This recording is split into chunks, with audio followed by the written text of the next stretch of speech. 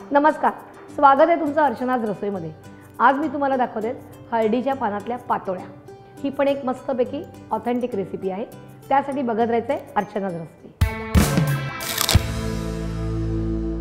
मला तुम्हाला एक गोष्ट सांगायची आहे, पातोळ्या आणि उकडीचे मोदक हे सेम असतात। जे उकडीच्या मोदकाला इन्ग्रेडियंट्स लागतात ना, तेच पातोळ्यांना लागतात। तर मी तुम्हाला अगोदर उकडीचा मोदक दाखवलेला आहे, तर स्क्रीनवर कुठेही आलं तर तुम्ही ते क्लिक करायचं आहे आणि ती रेसिपी बघायची। तरी पण मी जेव्हा हे उकडीचं जे पीठ आहे ते करता मी तुम्हाला सांगेन की उकड कशी घेतली।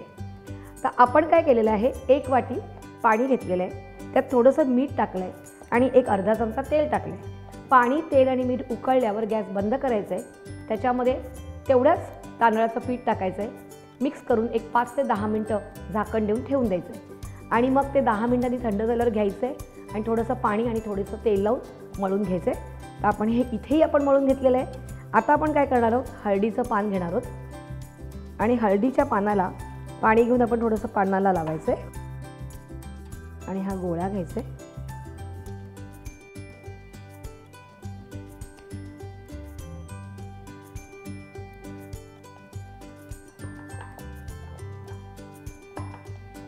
आणि त्याच्यावर हे सारण घेतलेलं आहे ते घालायचं आहे।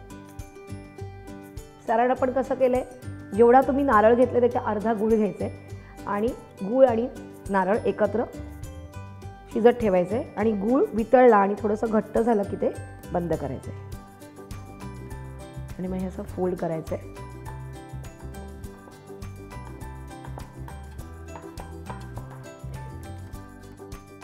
आता आपल्या सगळ्या पातोळ्या लावून झालेल्या आहेत। आता आपण काय करूया, त्याला वाफवून घेऊया। आपण उकडीच्या भांड्यात म्हणजेच आपण स्टीमरला लावूया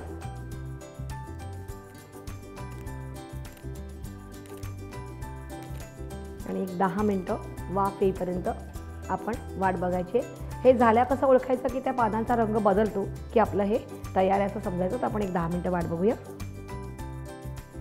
आपण बघूया झालंय का, पानांचा रंग बदललेला आहे। मला वाटतं आपल्या पातोळ्या तयार आहेत। आपण असं जरा चेक करूया, हाताला चिकटत नाही आहे म्हणजे पातोळ्या तयार आहेत। आपण गॅस बंद करूया। गरमागरम पातोळ्या तयार आहेत बघा, हाताला चिकटत नाही म्हणजे काय, ह्या एकदम मस्त झालेल्या आहेत। तुम्ही काय करणार आहे, सबस्क्राईब करणार कुठे, इंडिया फूड नेटवर्कवर। आणि अशाच काही छान छान रेसिपीजसाठी मला पटकन फीडबॅक द्या आणि बघत राहा अर्चनाज रसोई।